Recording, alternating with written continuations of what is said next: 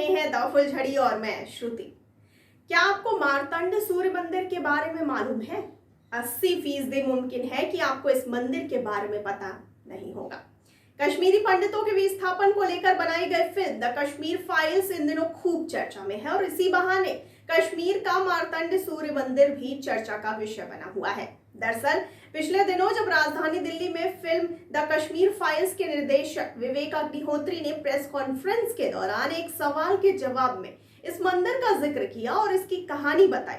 उन्होंने कहा कि मार्तंड सूर्य मंदिर पर कभी पूरा कश्मीर और हिंदुस्तान गर्व करता था। आतंकी दौर में उसे तोड़े जाने से पहले केरल से भी हिंदू दर्शन करने जाया करते थे। आपको बताते चलें कि विवेक अग्निहोत्री के मुताबिक जिस तरह नालंदा विश्वविद्यालय हर कोई पढ़ने ही नहीं जाता था बल्कि अभूतपूर्व संरचना देखने भी लोग पहुंचते थे, ठीक उसी तरह मार्तंड सूर्य मंदिर के साथ भी यही था। वहां हर कोई पूजा करने ही नहीं जाता था बल्कि मंदिर की शोभा, संरचना और कलाकृतियां देखने भी लोग पहुंचते थे। उन्होंने कहा कि मंदिर को कश्मीर में लोग शैतान की गुफा के नाम से जानते हैं। तो आइए आज हम आपको बताते हैं इस मंदिर की पूरी कहानी। आपको बता दें कि मार्तंड सूर्य मंदिर की स्थापना कश्मीर के महान राजा ललितादित्य मुक्तिपीड ने की थी। यह मंदिर अनंतनाग से 9 किलोमीटर की दूरी पर स्थित है।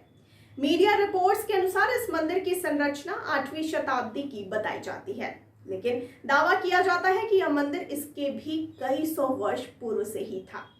इस मंदिर की महत्ता मराठी साहित्य मार्तंड महात्म्य में भी मिलती है।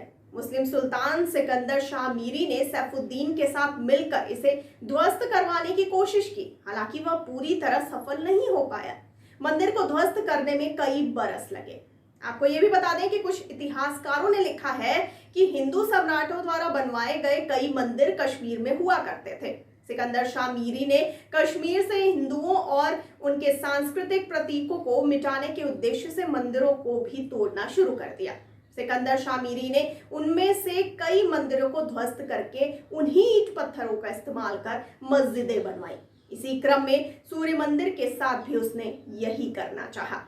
आपको बता दें कि कारकोट राजवंश के बाद उत्पल राजवंश के दौर में भी मार्तंड मंदिर का वैभव भी सुरक्षित रहा। हालांकि 14वीं शताब्दी आते आते मुस्लिम प्रचारकों पर विश्वास करने की वजह से हिंदू राजाओं का पतन शुरू हो गया। 14वीं सदी की शुरुआत में कश्मीर के शासक राजा सहदेव थे, जिनके 2 विश्वास पात्र थे। लद्दाख में बौद्ध धर्म के राजकुमार रिंचन शाह और दूसरे स्वात घाटी से आए मुस्लिम प्रचारक सिकंदर शाह मीर। इस दौर में मंगोल आक्रमणकारी डुलचू ने 70,000 सैनिकों के साथ कश्मीर पर हमला किया और अपनी जान बचाने के लिए राजा सहदेव को जम्मू के किश्तवाड़ जाना पड़ा। आपको बता दें कि डुलचू ने कश्मीर में हिंदुओं को अपना गुलाम बनाना शुरू कर दिया। हालांकि ऐसा कहा जाता है कि उस समय आई प्राकृतिक आपदा में वह अपने कई सैनिकों के साथ मारा गया। इधर मुस्लिम आक्रमणकारियों के लिए कश्मीर पर कब्जा करने का यह मुफीद समय था और उन्होंने ऐसा ही किया। आपको जानकारी के लिए यह भी बताते चलें कि सिकंदर शाह मीर ने लद्दाख के राजकुमार को भी कश्मीर की गद्दी से हटा दिया और खुद शासक बन गया। 1417 में इस गद्दी पर वो बैठा। सिकंदर जैनुअल आबिदीन, उसने हिंदुओं से या तो इस्लाम स्वीकारने या कश्मीर छोड़कर भागने को कहा। नहीं मानने पर नरसंहार शुरू करवा दिया। जैनुअल को बतू शिकन भी कहा गया, जिसका अर्थ होता है मूर्ति भंजक यानी मूर्ति तोड़ने वाला। जैनुअल आबिदीन ने मार्तंड मंदिर पर कई बार हमला किया और 15वीं सदी में इस मंदिर को तोड़कर इसमें आग लगा दी गई। आपको बताते चलें कि ऐसा कहा जाता है कि पूरे 1 साल तक मार्तंड सूर्य मंदिर को ध्वस्त करने की कोशिश की गई, लेकिन सफलता नहीं मिली। इसके बाद उसने इसकी जड़ों को खोद उनमें से पत्थर निकालकर लकड़ियां भर दी। इसके बाद लकड़ियों में आग लगा दी गई। इस तरह मार्तंड सूर्य मंदिर को ध्वस्त किया गया। अभी भी इस मंदिर के अवशेष मौजूद हैं।